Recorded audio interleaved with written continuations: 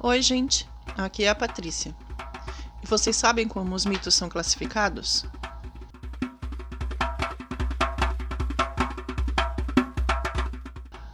Os mitos são classificados de duas formas: mitos cosmogônicos e mitos de origem. Os mitos cosmogônicos estão relacionados a eventos que explicam o surgimento do universo. Já por sua vez, os mitos de origem explicam o surgimento de um local, de uma tradição ou de algum aspecto da realidade.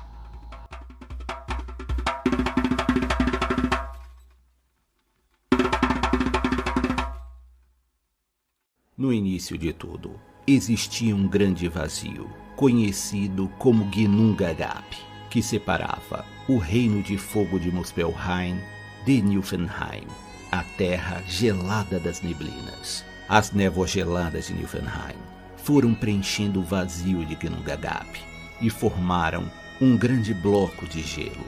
Quando a temperatura de Muspelheim começou a aumentar, o calor emanado pelo reino de fogo começou a derreter a grande pedra de gelo, e de dentro deste gelo começou a surgir Ymir, uma divindade primitiva que se encontrava em estado de hibernação. Após ser descongelado, Ymir continuava a dormir, mas o calor de Muspelheim fez a colossal criatura suar, e deste suor surgiram os primeiros seres vivos. Não foi apenas Ymir que surgiu do derretimento do gelo. Também surgiu uma grande vaca chamada Audhumla, e de suas tetas escorriam 4 rios que alimentavam Ymir. A vaca se alimentava lambendo um bloco de gelo salgado, e de acordo com que o gelo foi sendo consumido, uma nova criatura emergiu. Este ser se chamava Buri, que foi o progenitor dos deuses. Enquanto Ymir dormia, ele continuava gerando vida, dando origem aos Jotuns, criaturas poderosas e caóticas. Buri se uniu a uma gigante, e com ela gerou Bor, que se unindo com outra gigante chamada Bestla, trouxe ao mundo Odin, Vili e Ve. Odin e seus irmãos viviam frustrados naquele mundo que tentava preencher o vazio de Ginnungagap. Ainda não existia o céu nem a terra, nem mar e nem floresta.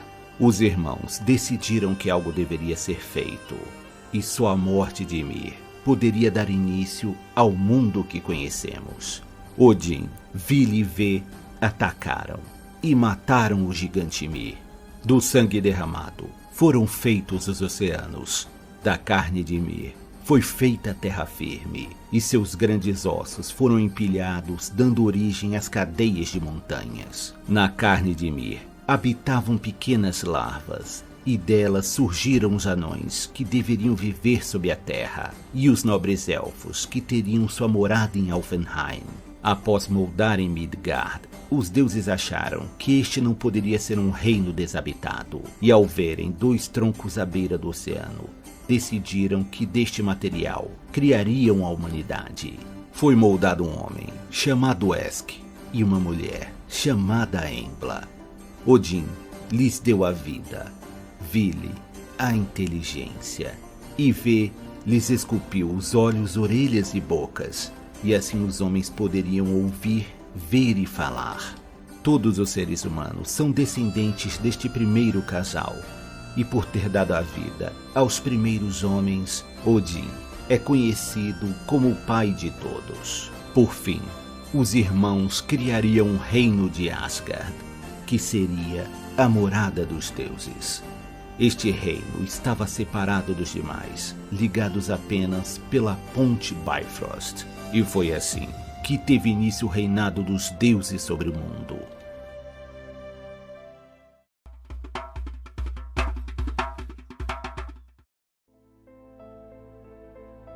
No início de tudo, havia apenas o caos. Todos os elementos daquilo que formaria o universo já existia, mas se encontravam completamente misturados, formando um enorme vazio de sentido. Este período caótico original perdurou por muitas eras. Foi quando, deste caos primordial, surgiu Gaia, a Mãe Terra. uma deusa que tinha como sua principal característica sua extrema fertilidade. A deusa Gaia daria origem ao nosso planeta e passaria a personificar a Terra, que recobre todo o nosso mundo. A deusa daria origem a diversas divindades primordiais, como Pontos, o mar, e Órias, que seria a divindade das montanhas. Gaia também daria origem ao deus Urano, um ser supremo que personificaria o céu, e por isso reinaria sobre todas as coisas. Urano desposaria Gaia, tornando-a sua esposa. Durante a noite, Nyx, a deusa noturna, que também emergiu do caos, cruzava os céus todos os dias, recobrindo o mundo com seu manto negro. E ao anoitecer, Urano e Gaia se uniam. E não demorou muito para que os frutos dessa união começassem a emergir. Gaia daria luz a criaturas de aparência tenebrosa. Estes eram os hecatônquiros, monstros de 100 braços e diversas cabeças. E também haviam ciclopes, poderosos seres com um único olho no centro da testa. Urano e Gaia também dariam origem a uma nova geração de deuses. Estes seres de imenso poder ficariam conhecidos como titãs. O deus celeste, ao ver a poderosa prole que gerou, começou a temer ser destronado por eles, e por isso decidiu que algo deveria ser feito. Urano arremessou todos os seus filhos no Tártaro, um lugar sombrio que ficava nas profundezas da terra. Aprisionados e revoltados, os titãs batiam com violência nas paredes do Tártaro, tentando escapar.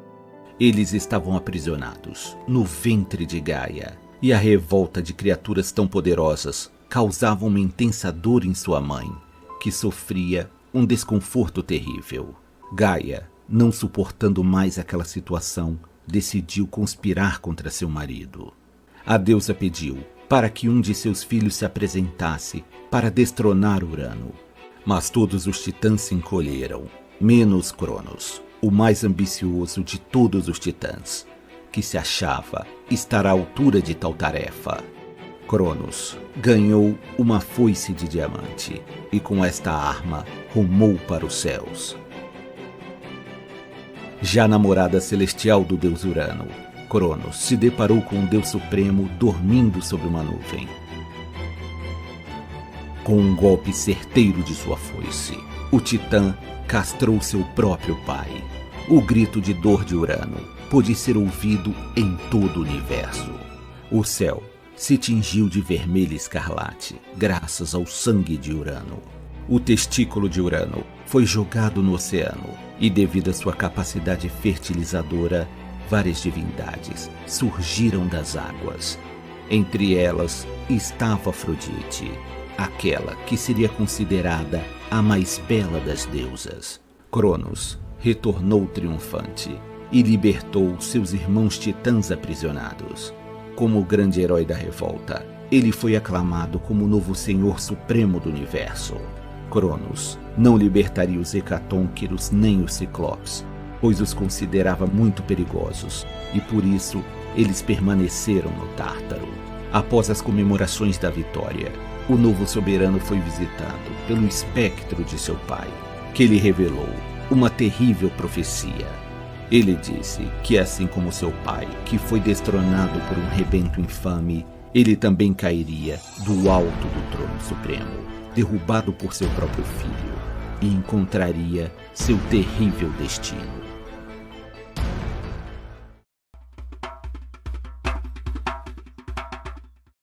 No início, nada existia. O universo consistia em um grande oceano caótico, e deste caos primordial emerge Benben, que era um enorme monte piramidal. Juntamente com Benben surge também uma flor de lótus, e esta, ao desabrochar, trouxe ao mundo o deus Ra, e com ele veio a luz. Ra, sozinho, gerou a primeira geração de deuses. Nasceram Shu, o deus do ar, e Tefnut, a deusa da chuva. O universo estava tomado por uma imensa massa de águas primordiais. Shu e Tefnut mergulharam nas águas para explorar sua imensidão. Ra ficou aflito ao perceber que seus filhos não retornavam, e, temendo nunca mais vê-los, enviou seu melhor mensageiro para encontrá-los. Shu e Tefnut retornaram a salvo, e a alegria de Ra foi tanta que as lágrimas que escorreram de seus olhos deram origem aos seres humanos. Após retornarem, seus filhos, por sua vez, geraram Geb, o deus da terra, e Nut, a deusa do céu. E assim foram criados o céu e a terra. O grande deus Ra governava o universo de forma soberana, e a ele foi atribuído o título de primeiro faraó. O deus presenteou o Egito com vários animais sagrados, como o boi, o leão e o crocodilo. Mas sua maior dádiva foi a criação do rio Nilo, e ao redor de suas margens, o homem ergueria uma civilização em glória aos deuses. Mas Ra tem um presságio que seus netos gerariam uma nova geração de deuses que colocariam um fim ao seu reinado. E assim, o grande Deus proíbe que o céu e a terra tenham sua descendência.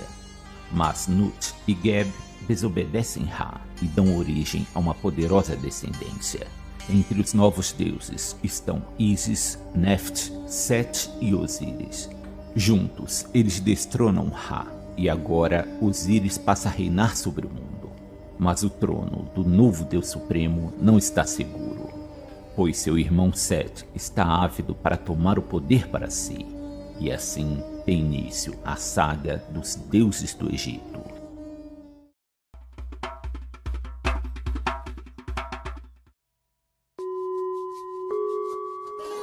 Antes de começar esse mito, é válido contar a história de uma personagem muito importante que participa dele. No caso, uma jovem ninfa das montanhas. Uma garota extrovertida e muito comunicativa que adorava passear pelos vales e florestas. Porém, ela tinha um defeito. Ela era conhecida por falar demais e sempre querer dar a última palavra, o que às vezes incomodava suas amigas.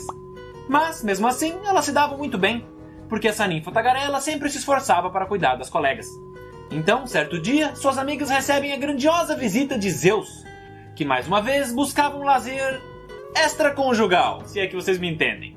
E elas, que estavam acostumadas a se envolver com meros mortais, se sentiram honradas em proporcionar o prazer que o rei do Olimpo procurava. Mas, como já era de se esperar, Hera, a esposa de Zeus, que já tinha sido traída muitas vezes, ficou desconfiada com a saída suspeita de seu marido e decidiu discretamente segui-lo de longe.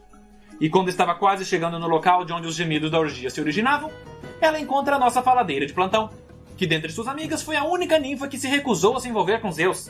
E já conhecendo a fama de raivosa da rainha do Olimpo, ela decidiu proteger as colegas. No caso, da única maneira que ela sabia. Ela foi até Hera e começou a puxar papo e falar sem parar, permitindo que suas amigas ouvissem a conversa e pudessem fugir do local. Então, quando a rainha do Olimpo finalmente consegue encerrar o papo furado da linguaruda, ela encontra apenas um campo deserto onde o bacanal havia ocorrido. Porém, sendo uma deusa muito perspicaz, ela percebeu que tinha sido enganada. Sendo assim, ela voltou em direção à ninfa espertalhona e disse: "Já que gosta tanto de dar a última palavra, a partir de agora, essa será a única que terá." E com isso, a ninfa foi amaldiçoada a nunca mais poder iniciar uma conversa, podendo apenas repetir as últimas palavras que lhe fossem ditas. E com isso, a gente pode começar a história principal.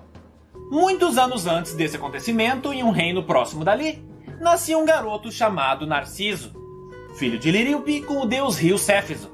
E esse menino, tendo sangue divino, era dotado de uma beleza extraordinária, que desde muito cedo chamava a atenção de todos que o viam, a ponto de que sua mãe chamou o renomado vidente Tiresias para saber o que o destino reservava para seu jovem filho. E após um breve contato com o garoto, o profeta diz que Narciso teria um futuro de glórias e sucesso, desde que nunca visse o próprio rosto. Liríope não entendeu o porquê, mas, como os videntes sempre costumavam falar em enigmas, ela decidiu simplesmente acatar. Então, com esse aviso em mente, todas as superfícies metálicas que poderiam gerar algum reflexo foram removidas de sua casa. Aí, os anos foram se passando e o jovem foi se tornando cada vez mais bonito, atraindo o afeto e desejo de todas as garotas que o viam. E até de alguns caras também. Mas, para o azar de todos os que se interessavam por ele, Narciso era soberbo e cheio de si. Sua personalidade exageradamente orgulhosa fazia com que ele rejeitasse todos os que tentavam se aproximar, dando a entender que ninguém era digno de sua beleza. Até que certo dia, passeando por um bosque em um vale da região, ele é avistado pelas Oréades, também conhecidas como ninfas das montanhas. No caso, aquelas que eu mencionei no começo do vídeo. E como já era de se esperar, elas imediatamente se apaixonam por ele. Inclusive a ex-tagarela, que após ser amaldiçoada, adotou um comportamento mais tímido e retraído. Tanto que ela foi a única que não se jogou em cima do Narciso. Ela apenas ficou observando de longe enquanto suas amigas ofereciam seus corpos a ele. Porém, como já havia acontecido muitas vezes, ele arrogantemente desprezou o afeto delas, fazendo com que todas se afastassem aos prantos. E isso chamou a atenção da nossa ninfa observadora, que ao invés de seguir em frente com suas colegas, decidiu continuar acompanhando de longe o passeio do belo jovem. Discretamente, ela foi seguindo e contemplando a graciosidade de seu amado, intensificando ainda mais seus sentimentos. Mas, em determinado momento, ela sem querer pisa em um galho e o barulho chama a atenção de Narciso, que imediatamente se vira e pergunta: "Tem alguém aqui?" E a ninfa, escondida atrás de uma árvore e podendo apenas repetir as últimas palavras, responde: "Aqui?" E isso deixou o jovem muito curioso e preocupado, a ponto dele pedir para a pessoa aparecer de seu esconderijo. E com isso, a ninfa junta toda a coragem que pôde encontrar dentro de si e vai em direção a seu bem-querer. "Você estava me seguindo?" Seguindo. "E o que você quer?" Você quer? "Deixa eu adivinhar. Você me ama." Ama. "Isso já tá ficando bem chato. Já não basta as suas coleguinhas, agora você também? Me poupe, minha querida. Eu já tô cansado de gente que nem você. Então sai daqui, sua rachada horrorosa." E com isso, a ninfa, após ter seu coração partido, saiu correndo de volta à floresta. A tristeza tomou conta de seu coração. Mas, ao contrário de suas amigas que transformaram o afeto por Narciso em ódio, ela continuou a amar esse belo jovem inalcançável. E sendo assim, sempre que ele visitava esse vale, ela voltava silenciosamente segui-lo de longe.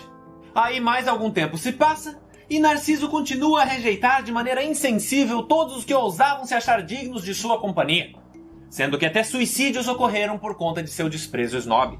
E como já era de se esperar, todas essas atitudes arrogantes atraíram a revolta daqueles que foram menosprezados por ele, sendo que muitos começaram a rezar aos deuses pedindo que ele fosse punido por seu comportamento. Mas, apesar de a soberba e a falta de empatia serem características desagradáveis, elas não foram consideradas merecedoras de uma intervenção divina, sendo então relevadas pelas divindades gregas. Exceto uma, Nêmesis, a deusa da vingança, que ao observar o comportamento do jovem rapaz, decidiu que ele merecia sentir o mesmo sofrimento que todos os que foram rejeitados por ele.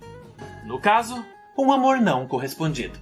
Então, certo dia, enquanto saía para caçar no mesmo vale pelo qual sempre passeava, Narciso escuta uma voz do além o chamando. E ele, sendo um jovem curioso e audaz, resolve seguir esse chamado aparentemente divino. E com isso, ele começa uma longa caminhada em direção à voz, se afastando bastante dos caminhos que costumava seguir. Até que em determinado momento, ele, já com bastante sede, encontra um lago, algo que nunca tinha visto antes. E avistando a água, decide tomar para se saciar. Porém, esse foi seu maior erro, pois assim que se aproximou do lago, ele viu o ser mais belo que seus olhos já tinham tido o prazer de contemplar. Mais especificamente, seu próprio reflexo. E assim como havia acontecido com todos que viam sua aparência, Narciso se apaixonou. Ele então tentou tocar o belo rosto que estava à sua frente, mas as ondulações da água apenas distorceram o retrato de seu amado. E com isso, o jovem se viu preso às margens do lago, mesmerizado pela sua própria imagem.